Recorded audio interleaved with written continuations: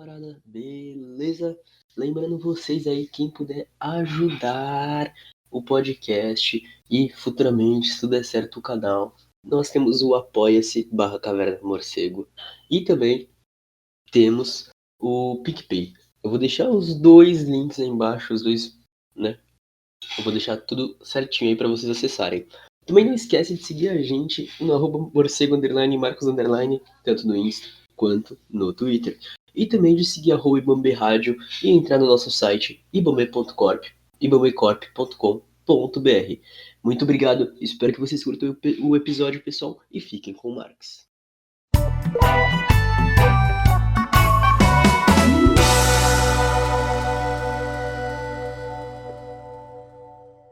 Salve, salve camaradas, sejam bem-vindos para mais um episódio do Caverna do Morcego com o seu podcaster da Praxis, Marcos Morcego. E, né, seguindo a ordem de janeiro aí, mais um convidado especial demais, um cara que eu conheci esse ano aqui de 2020, que fortaleceu demais a caminhada. Pode se apresentar, camarada. Então, muito prazer, obrigado pelo convite, Marcos. É uma honra estar aqui falando contigo, ainda mais nesse tema tão importante e necessário nessas épocas onde vacina transforma a gente em jacaré. Eu sou Tatiel Zarte, eu sou do Rio Grande do Sul, sou graduando do curso de Filosofia, profissional de comunicação social já há mais de 10 anos e bolsista Paidex, e estou aqui para a gente conversar um pouco sobre esse assunto de uma forma que não seja tão densa e massiva como geralmente as pessoas falam sobre o assunto. Perfeito, camarada. Primeiramente agradecer aí sua presença. E o tema de hoje é a pós-verdade, né? Como você disse, nessa época de vacina, movimento de vacina e tudo. Mas vamos começar pelo começo. O que é pós-verdade? Cara, a pós-verdade, falando friamente, nada mais é que a relativização de um monte de conceitos do que é a verdade, né? Se é que ela existe, mas que ao invés de se basear com a realidade, parte mais para um rumo de convicções pessoais. Tipo, não ter prova, mas ter convicção, tá ligado? É porque eu acho, né?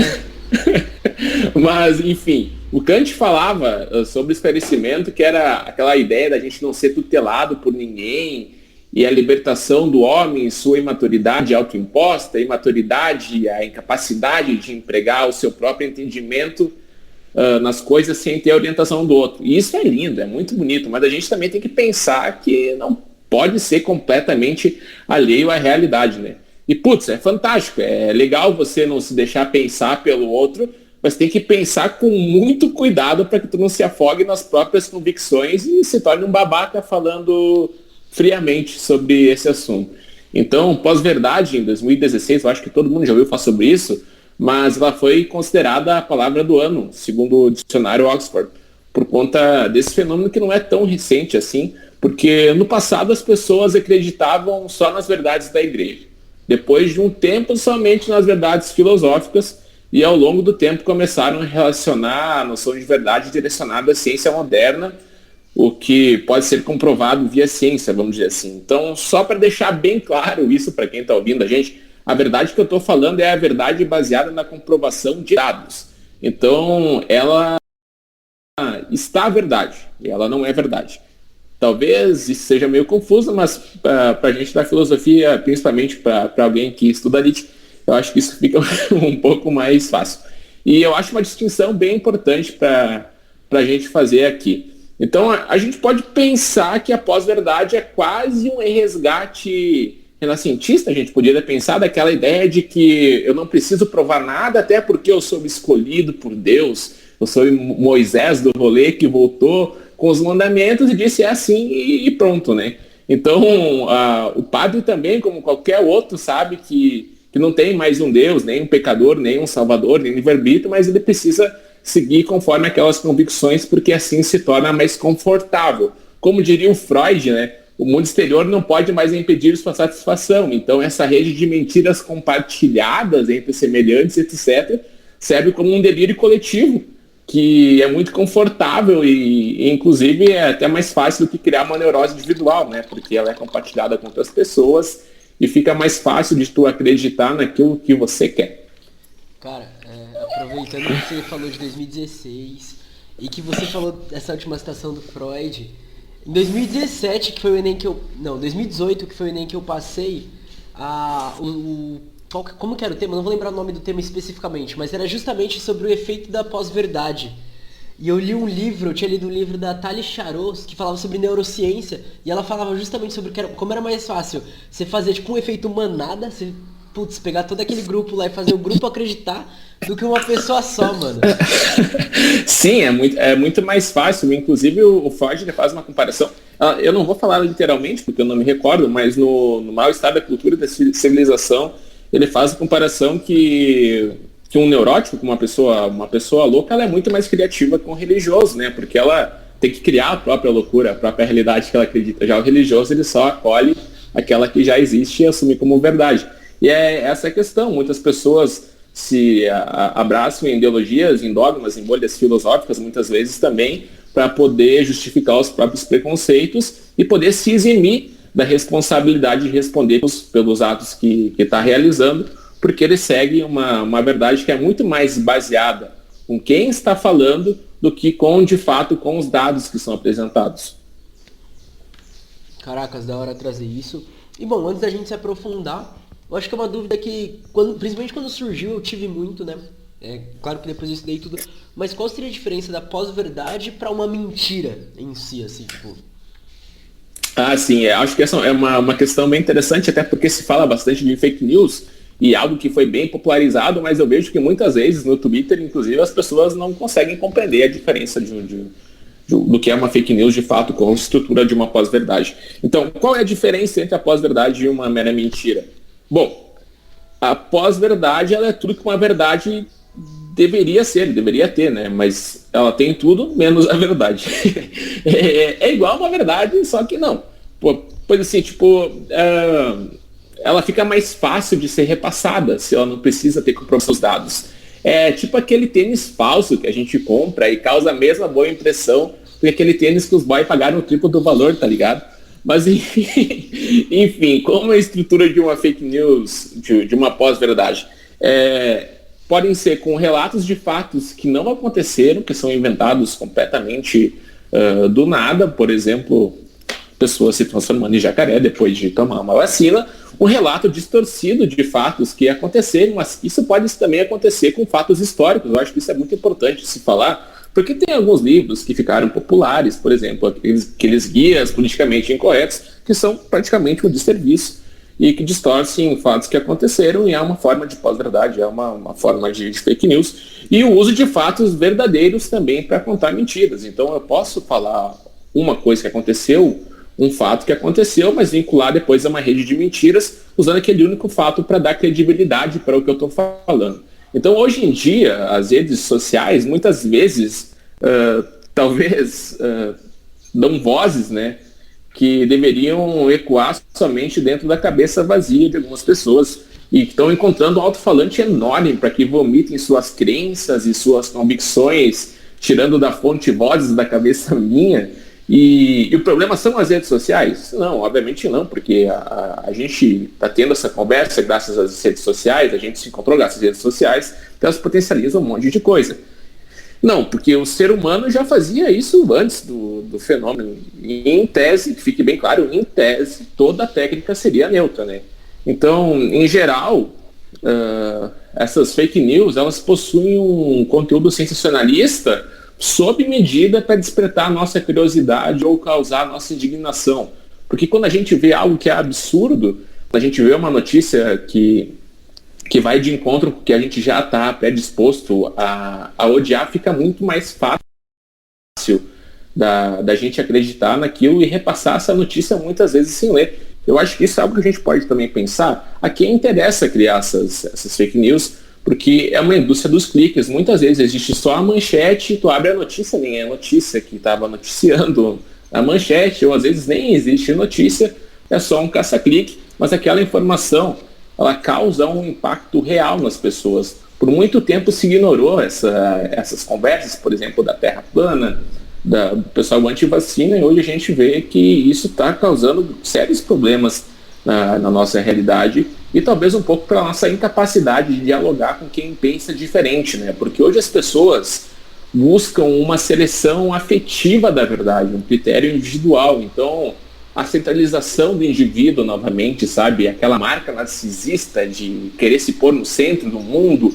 e eu ser o possuidor da verdade, o que eu acredito está correto. Então, a pós-verdade ela acaba servindo como um sedativo proposto pela cultura, de certa forma, assim como a arte, a religião, etc. Obviamente que em escalas diferentes, com impactos diferentes, mas eu quero que vocês compreendam que eu estou falando dessa utilização dessa marca narcisista, de como a cultura produz coisas que podem servir para que o homem consiga se colocar de novo no centro do mundo, por mais absurdo que isso seja, porque oferecer o eu como modelo de identificação para o outro é uma violência, por mais nobre que seja a intenção que você tem por trás disso, e eu acho que nesse assunto o Marcos tem muito mais pesquisa do que eu, acho que isso é algo importante, que às vezes a pessoa pensa que está repassando uma verdade, passando uma informação, e na verdade ela está fazendo nas melhores intenções, ela não sabe o mal que ela está causando, ela não sabe que aquilo é uma mentira, porque muitas vezes o algoritmo nos faz acreditar que a gente está certo o tempo todo. É justamente isso que você apresentou mesmo, principalmente quando a gente olha para... Né, vou contar as duas coisas que você trouxe. Mas tem muitos jornalistas que, principalmente por causa de visualização, por causa de clique, a gente vê isso daí muito em algumas páginas, como por exemplo o Estadão, que colocam, tipo, eles fazem uma análise de semiótica, né? Eles olham só uma parte da questão, publicam lá e deixa todo mundo tipo, nossa, mas olha o que tá acontecendo, aí quando você lê a coisa assim, você olha e você fala, mas... sabe quando você olha e você fala, tá estranho isso daqui? Aí você dá uma pesquisada em outros lugares, você vê uma coisa e você olha e você fala, não, mas peraí, isso daqui é totalmente incompleto. E é justamente essa questão. E aí, quando a gente vê essas pessoas que fazem, né, às vezes sem querer, chega até a dar dó de vez em quando, porque a pessoa ela tenta se redimir depois e tudo, e aí o pessoal já tá caindo matando em cima dela, né? Falando, não, mas olha o que você tá falando, isso daí é mentira, não sei o que, mas tipo, muitas vezes a pessoa não sabe, ela acaba comprando um discurso e falando de forma errada. Sim, tu está completamente correto, porque isso realmente acontece e as eleições de São Paulo foram uma prova viva dessa batalha semiótica para tentar denegrir alguns candidatos e dar mais visibilidade e favorecimento para outros. E nessa questão de um parente passar uma informação ou de acreditar por conta de ser um grande veículo de imprensa, eu só quero deixar claro que não existe nenhum problema na nossa capacidade de crer, né?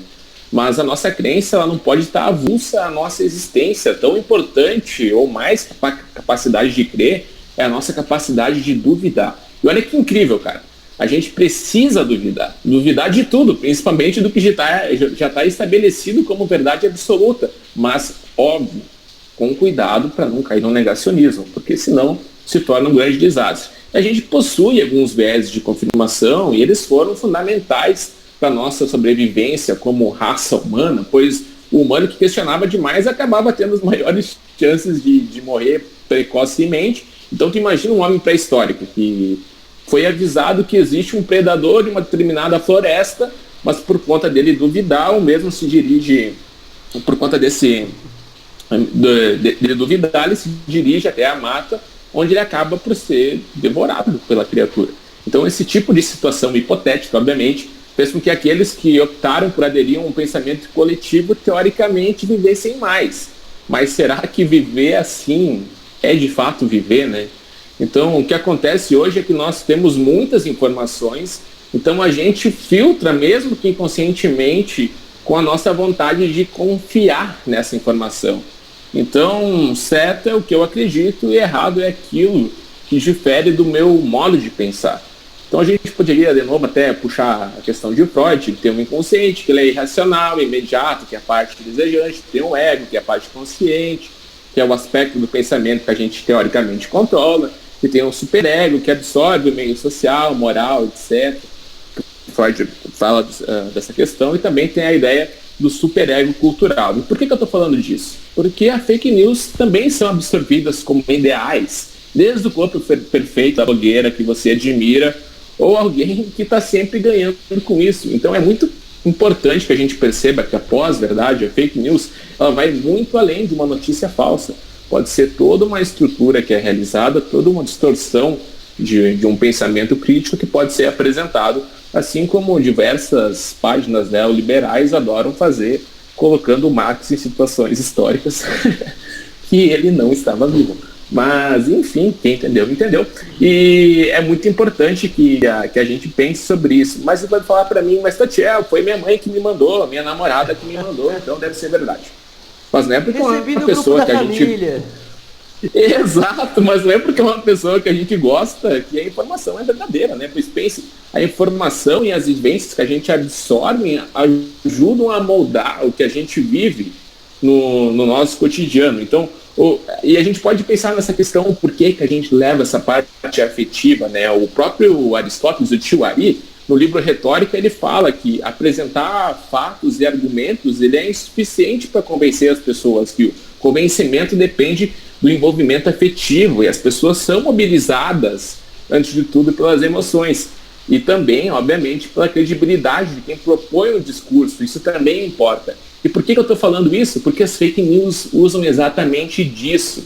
Eles apresentam fatos e argumentos como se fossem verdadeiros, eles pegam a nossa indignação, nosso envolvimento afetivo e geralmente utilizam da credibilidade, teoricamente, de algum político, de algum veículo de imprensa, e fazendo com que isso seja absorvido para a gente de uma forma tão sutil que a gente fica difícil de acreditar que aquilo não é verdade. E é importante, eu sei que é difícil, mas é importante que a gente também consuma as informações que vêm de outro viés afetivo, ideológico, até mesmo uma notícia, enfim, pois a gente não pode perder a nossa capacidade de criar relações próprias, de se relacionar com o outro e saber o que quer e o que não quer para si.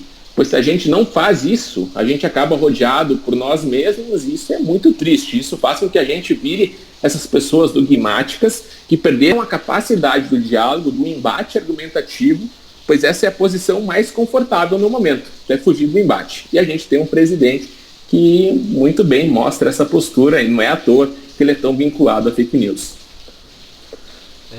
Eu acho que você tocou em pontos cruciais, porque a gente vai recair justamente sobre a questão de pessoas que não aceitam outras opiniões.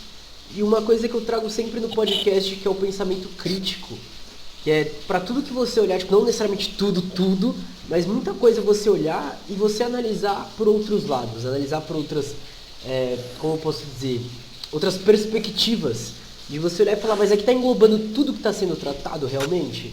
Não é uma coisa muito simples, muito fácil de ser feita isso daí que está sendo falado? Parece fácil, mas colocar em prática é muito mais difícil, porque hoje em dia o algoritmo fecha a gente numa bolha e a gente também acaba se fechando, porque acaba sendo mais confortável conversar com semelhantes.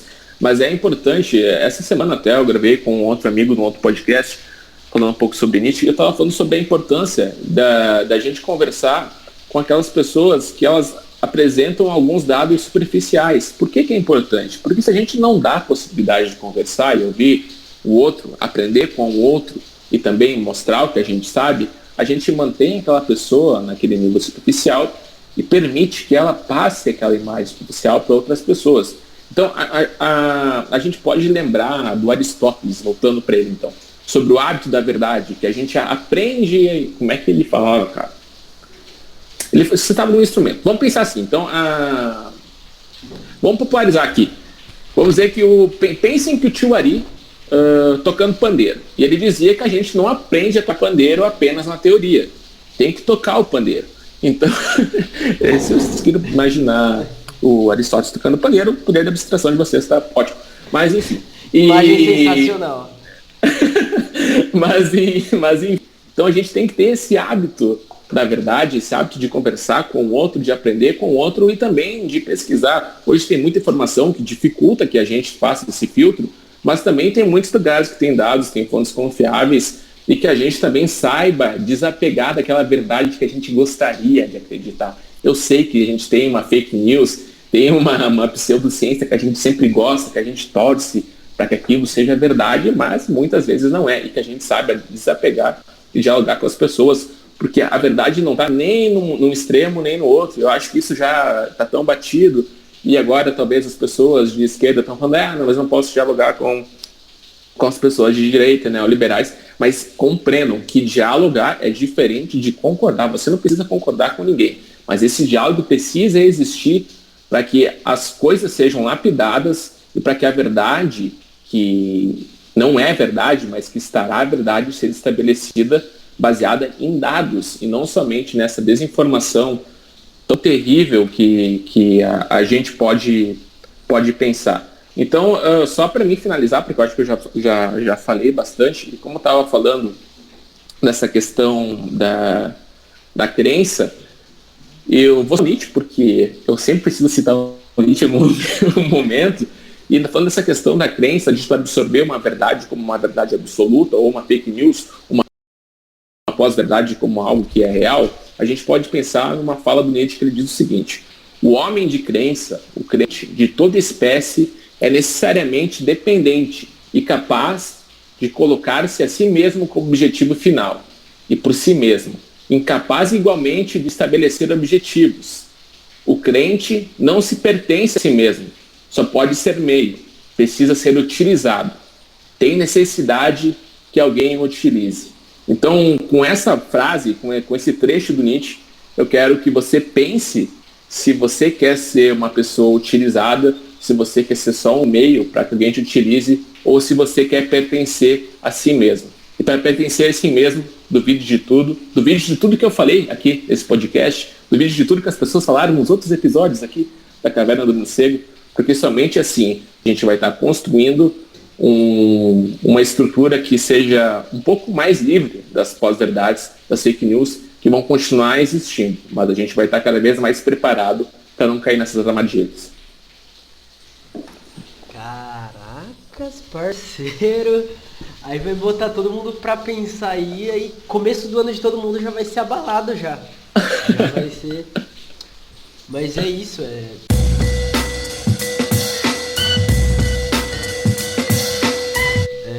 Então, Tatiel, bom, primeiramente agradecer a disponibilidade. Em segundo lugar, agradecer as questões que você está colocando aqui. Terceiro lugar, pontuar que eu vou estar lá no podcast da Universidade de Passo Fundo, Ouse Saber. Isso aí. Com o Tatiel, com outro professor e um camarada lá, o Vinícius. Meu, falar pra você, Tatiel, brabo demais, desde o projeto, vai lá ouvir o Ouse Saber. E, meu, apresenta seu projeto aí, pode divulgar suas redes sociais, fica tranquilo aí. Bom, fico à disposição para todo mundo que está escutando aqui, o pessoal da Caverna do Morcego. Fico muito feliz em ver o projeto crescendo cada vez mais. Eu vou te acompanhando nas redes, vou ficando coração aquecido realmente de ver teu projeto crescendo. Eu já te falei da importância que tu tem, pessoal, inclusive para mim, de te ver representando. E, enfim, conheçam o Ouse Saber Podcast, é um projeto que a gente tem no curso de Filosofia da Universidade de Passo Fundo. A gente traz assuntos diversos para debater de uma forma mais leve, para que as pessoas que não tiveram a possibilidade de ter um professor de filosofia, ou que não tiveram a possibilidade de concluir a escola muitas vezes, possam ter o contato com esses debates e percebam que a filosofia, as questões filosóficas estão no nosso cotidiano, assim como eu tentei fazer aqui nesse episódio aqui da Caverna. Então, eu fico à disposição, fico muito feliz que você tenha escutado e continuem apoiando aqui esse projeto que é incrível e a gente ainda vai ver muito longe novos projetos surgindo aí. Fico à disposição e convido vocês a escutarem um episódio com o Marcos e com o Vinícius Balbino sobre a crítica da razão negra. Já pensou? Então, foi um episódio foda e que vai ir pro ar logo mais. É isso, galera. Agradecer quem ouviu até aqui. Vou deixar todos os links aqui do podcast, do Insta e do Twitter da universidade lá do podcast. Obrigado por quem ficou até aqui. Não esquece de me seguir também, @morcego_, Marcos_ e @ibamberrádio. Obrigadão, galera. Beijo, beijo, beijo, beijo.